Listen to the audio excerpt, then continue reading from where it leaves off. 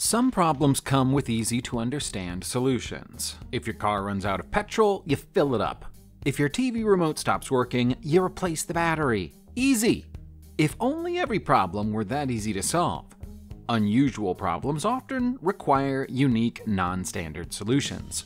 In this video, we're going to take a look at some of the most imaginative, non-standard solutions to unique problems we've ever come across. There are some very creative problem solvers out there in the world, and this video is all about them. Being a cattle farmer comes with many potential issues, but there's one issue that farmers in America and Europe never have to worry about, and that's the risk of your herd being attacked by hungry lions. That's not the case in Africa, where lions have been a problem for cattle farms for about 10,000 years. Farmers look after their herds as best they can, but there's very little that can stop a determined pride of lions, except perhaps painting eyes on them. The Botswana Conservation Trust has been painting eyes onto cattle since 2016, and amazingly, it works. The theory behind the process is that lions are put off the idea of attack when they make eye contact with their prey, and if the painting is convincing enough, the lion will mistake it for a real eye. The eyes are created using stencils which are cut out, placed on a wooden board, and then imprinted either side of a cow's tail. Some experts have warned that lions aren't stupid and will eventually grow wise to the trick, but it's keeping them away from the cows in Botswana for now. Being bitten by a fly is infinitely preferable to being bitten by a lion, but fly bites can still become a nuisance for cows. Constantly having to fend off fly bites with flicks of the tail or the ears can interfere with the grazing and feeding behavior of cattle, and also disturb them at night. That makes the cows less productive and results in a significant financial loss to the cattle industry. Flies eventually become immune to insecticide, but apparently, an insecticide isn't the best solution. As a team of Japanese researchers discovered in 2019, the best way to persuade a fly to stay away from a cow is to paint the cow like a zebra. It sounds like nonsense, but the study showed that the zebra-painted cows in the control group received 50% fewer bites than their unpainted peers. It's thought that the process works because they polarize light and impair the depth perception of the insects. Without that, they can't land accurately on the cows, either slamming into them instead or coming up short. Aside from being a better deterrent, using water-based paint is a lot better for the environment than using pesticides.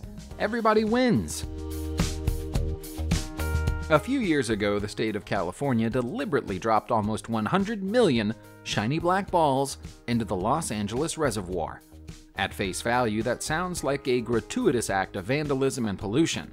But this strange initiative was supposed to rescue the water, not pollute it. The reservoir, like the majority of reservoirs in California, is prone to droughts and hot weather. That's a problem, because the weather in California is hot most of the time. The so-called shade balls work by clustering together and keeping the water in the shade, thereby preventing it from overheating and saving approximately 300 million gallons of the wet stuff from evaporating each year. Before biologist Brian White came up with the idea, the Environmental Protection Agency had ordered the reservoir to be covered, which would have required the construction of a specialist structure costing $300 billion. Manufacturing all of the balls cost only $34 million. Not only does the neat idea save all of that water, but it's also saved the state a considerable amount of money. We hope Brian got a fair cut of it. Speaking of unusual ways to defeat drought, here's a novel way of bringing water to the parched villages of India's north. They're ice stupas, iconic structures carved out of ice and made to resemble traditional Buddhist monuments. Droughts have been occurring with dreadful regularity in the village of Phayang in Ladakh since the turn of the century. But since 2013, these ice stupas have been the way the residents of the village have fought back against nature. The idea is incredibly simple. The frozen structures keep their shape during cold weather, and when the climate grows warmer, they melt and provide irrigation for thousands of trees in what would otherwise be a desert region in the Himalayas. The shape of the stupa is sacred to Buddhists.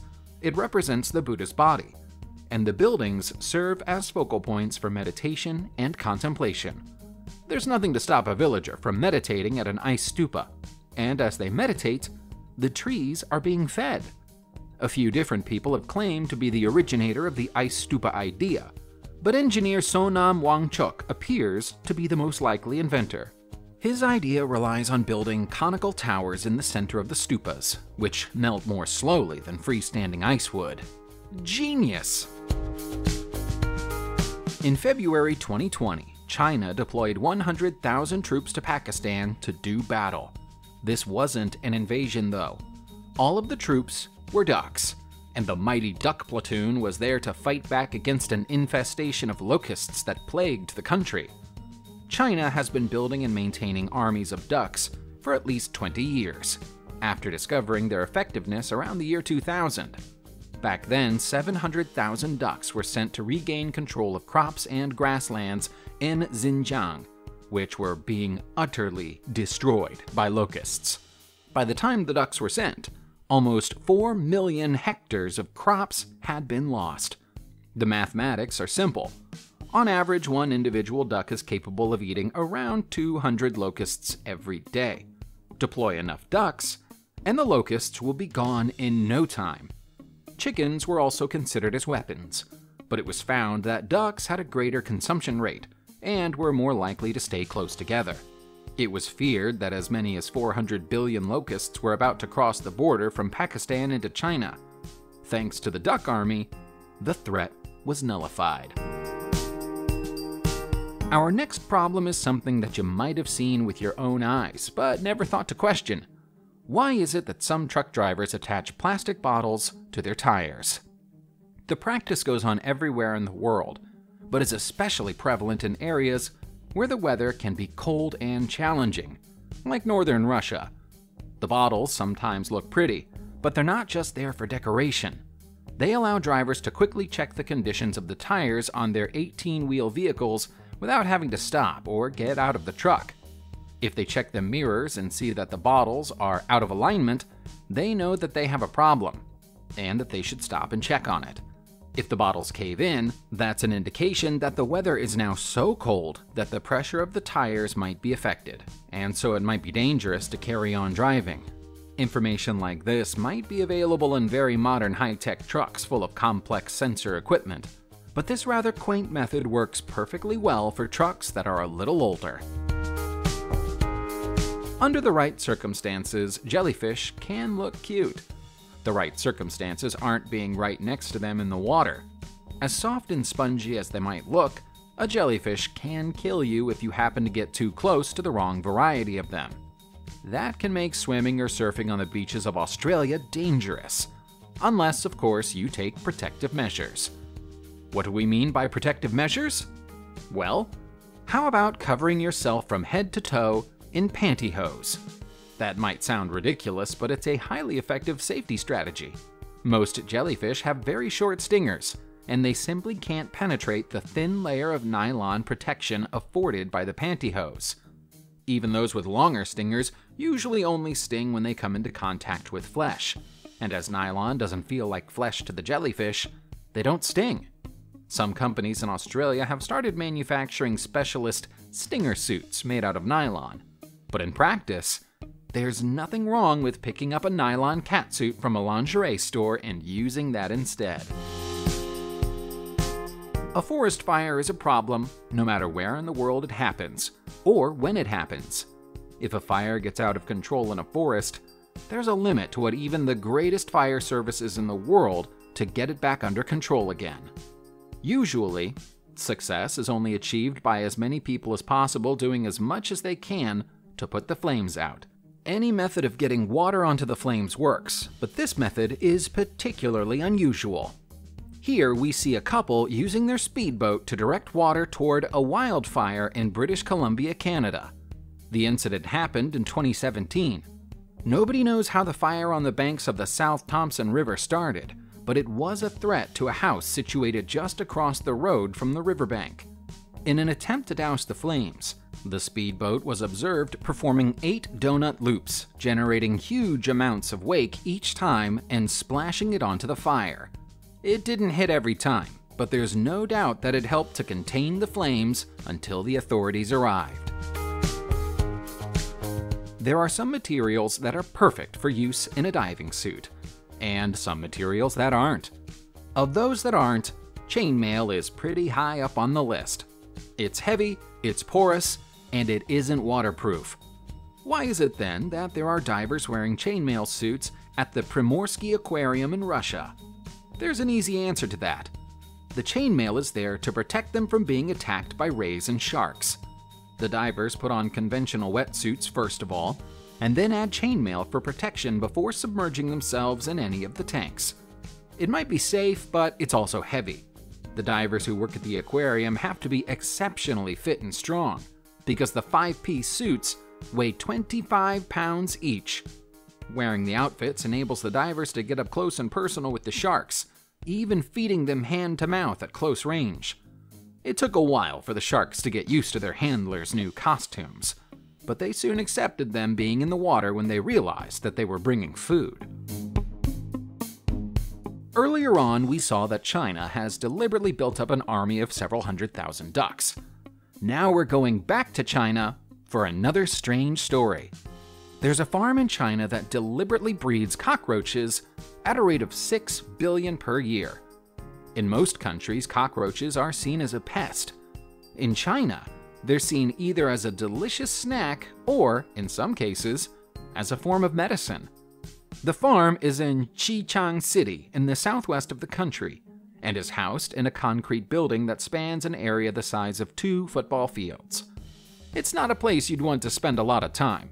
It's dark, it's hot, and it's humid 365 days per year. The farm has 2 different types of clients. Those that used pulverized roach powder as an ingredient in traditional Chinese medicine products, and those who want the roaches to fry them and sell them as a cheap form of protein. The most popular medicine in China that involves cockroach powder is a liquid that's used to treat respiratory illnesses. The roaches are sold at around $20 per pound. Sheep mostly come in 2 colors, black or white. In truth, they can also come in gray or brown as well. They cannot, however, naturally come into the world with their wool a bright shade of pink. That begs the question of why so many sheep in rural parts of Scotland are bright pink, or in other cases, bright blue, yellow, and green. They might look like Teletubby sheep, but there's a practical reason for their bright colors. In the hilliest and most mountainous regions of Scotland, fog can set in quickly. When it does, visibility on the roads that wind through the countryside drops down to almost zero. That can be perilous both to sheep and drivers, as cars collide with the animals in the dark. A brightly colored sheep is far easier to see even in the dark and the fog, and so the risk of an accident is greatly reduced. The colorful herds keep their bright shades most of the year round, although one farmer in particular likes to play tricks on American tourists. Maxine Scott, who owns a farm in Perthshire, paints her sheep in tartan colors, and then tells visitors that the colors occur naturally, and their wool is used to make kilts. Amazingly, most Americans believe her. Subscribe to the channel and turn on notifications, and you will be the first to know when a new video comes out. Thank you for watching, and see you soon.